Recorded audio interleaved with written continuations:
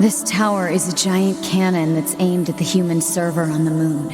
If we don't do something, all of humanity's remaining data will be destroyed. So what? None of it matters. Or didn't you know? We aren't required in this world anymore. Humanity is extinct. That moon server you're so worried about was invented to give us androids something to fight for. And Yorha was created to perpetuate the lie. But in order to make sure no one ever learned the truth, we were designed to be killed. They built a back door in the bunker and programmed it to activate after a certain amount of time. The commander, me, 2B, sacrificial lambs. All of us. Isn't that hilarious? Doesn't it make you laugh? 9S, we... Shut up! You killed 2B. That's all we need to kill each other. 2B hated to keep killing you. It caused her so much pain. The 9S type is a high-end model. They knew you'd discover the truth eventually. But the model designation 2B was just a cover.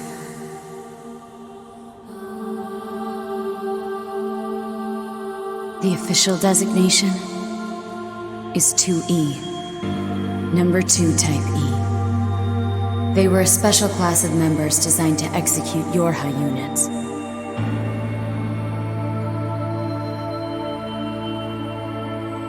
But you knew that, right, 9S? Shut up! Shut up! What do you know? You don't know anything at all about us! Proposal. Cease combat. Fighting her at this point would be Pod irrational 153. I order you to halt all logical thought and speech. This order shall remain in effect until you confirm the death of either myself or Unit A2.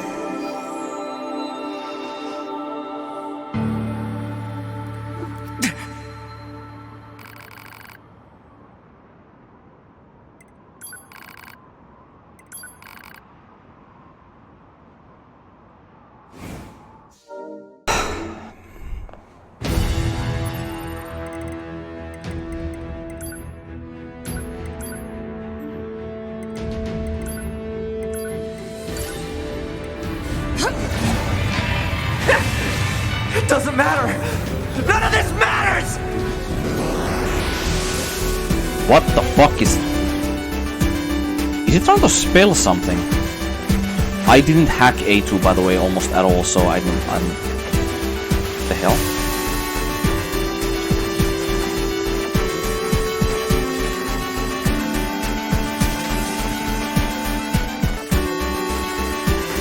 That's crazy.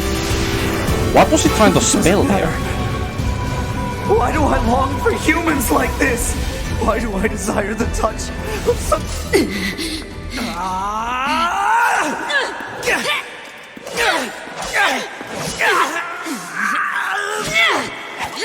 Take care of 9S. 2B.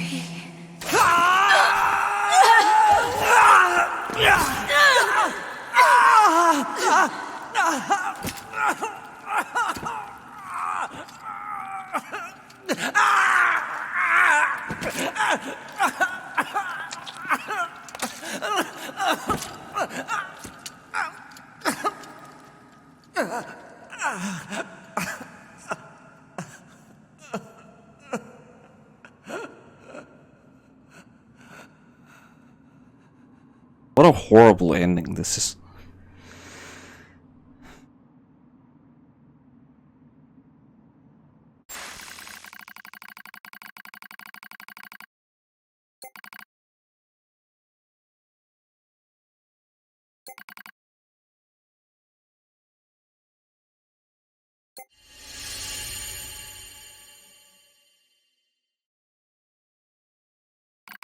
Oh yeah, the 9S novel.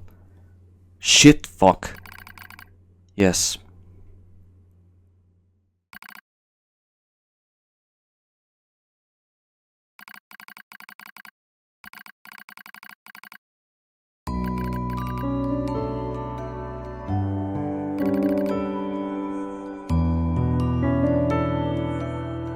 Okay, the Goliath was pretty new. It was manufactured in 11,932, only 10 years before Linus.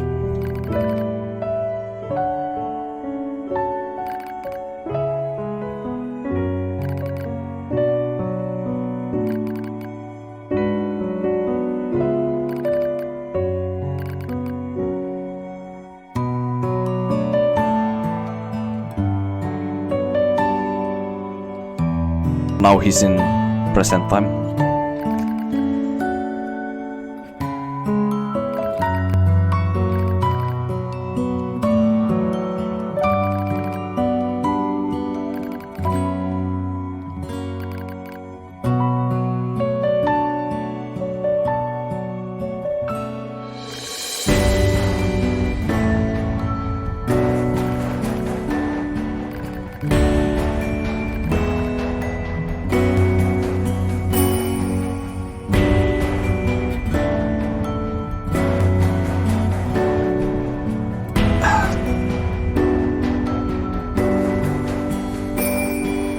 Okay, I take back what I said earlier about Devo Lampopola's novel being best in the game. This one's better.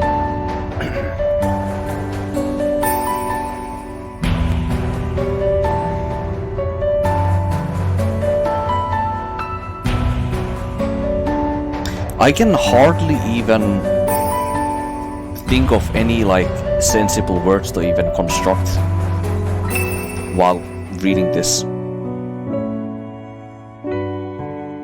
That's a sign that it's emotionally more touching than something else.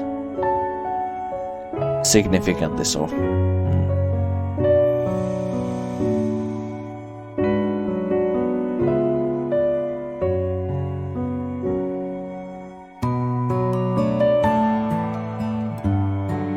I was alone, tasked with infiltrating enemy territory to gather intelligence. In the fog, in the flames, alone. I was anxious, soldier from the moment I was born, thrown into the world alone, nothing to rely on, no God to believe in. My name is NieR, I'm here to provide support. 2B came off as being rather cold even. She must have wanted to distance herself from me. I guess she didn't want to be attached to someone she had to kill again and again. But scanners like me mostly work alone, scouting enemy lines and all that. I don't usually get a partner, it's kind of fun. I was so happy to be with someone. It was like I had a family. My damage worsens. I start to lose my memories. The space fills up with pure white light. It's like being buried in snow. It's a little bit cold. It's a little bit frightening. Will my soul disappear? A dark fog clouds my vision. As it ebbs and flows in its slow, dreamlike way, it gradually takes human shape. It's a red girl, Antu. She slowly begins to speak. This tower is a colossal cannon built to destroy the human server. Destroy the server and rob the androids of their very foundation. That was the plan advised by those girls. But they changed their mind. They saw us androids. They saw Adam and Eve. They saw how we lived, considered the meaning of existence.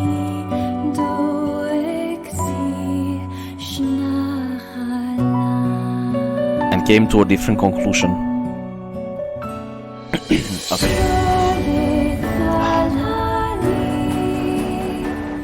As we know, androids' consciousness is made by an evolution of a consciousness that is in the tower system services, that also delved into the consciousness and merged with the consciousnesses of humans, knowledge, intelligence, and consciousness. And Adam and Eve where Adam and Eve were a defective evolutionary machines that took a different path from the defective machines that were in the network. So they are not connected to the tower system services. They were their own evolutionary branch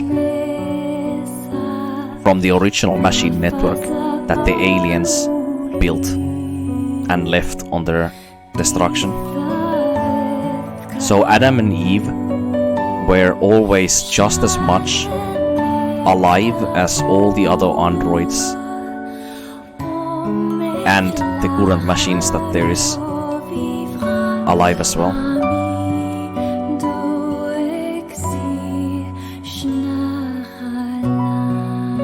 However, Adam and Eve, just like the androids, they had a pre-built knowledge, pre-built purpose inside of them that forced them or encouraged them to see each other as enemies. But eventually, after fighting and warring for so long, they started to slowly not see each other as enemies. And they instead wanted a peaceful resolution, including the Adam and Eve as well.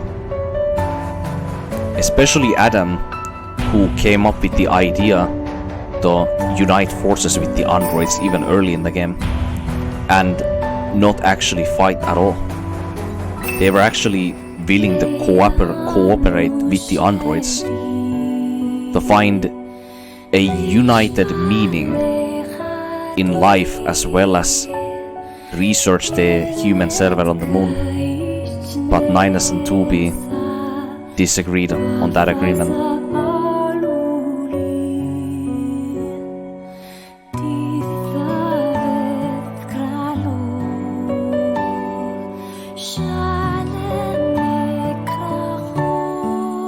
Those characters are very beautifully written, very compelling.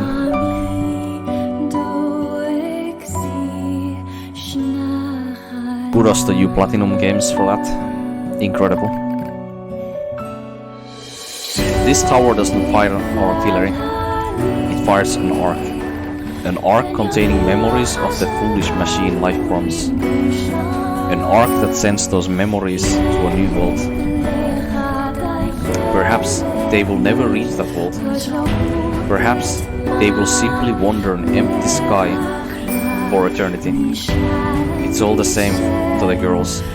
For them, time is without end. Adam and Eve are inside the ark. Eve is asleep. Adam holds him in a gentle embrace.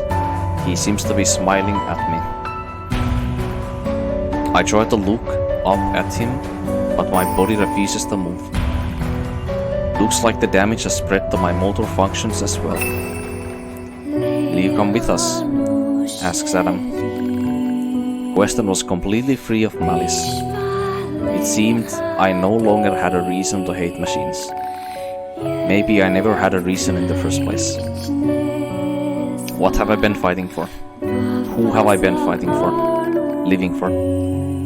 I don't know anymore. I try to speak my mind, but the words don't come out right.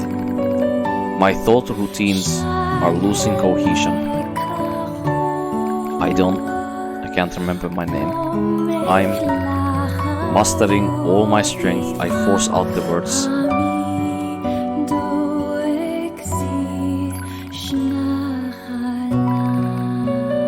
We Yorha have no right to remain in this world.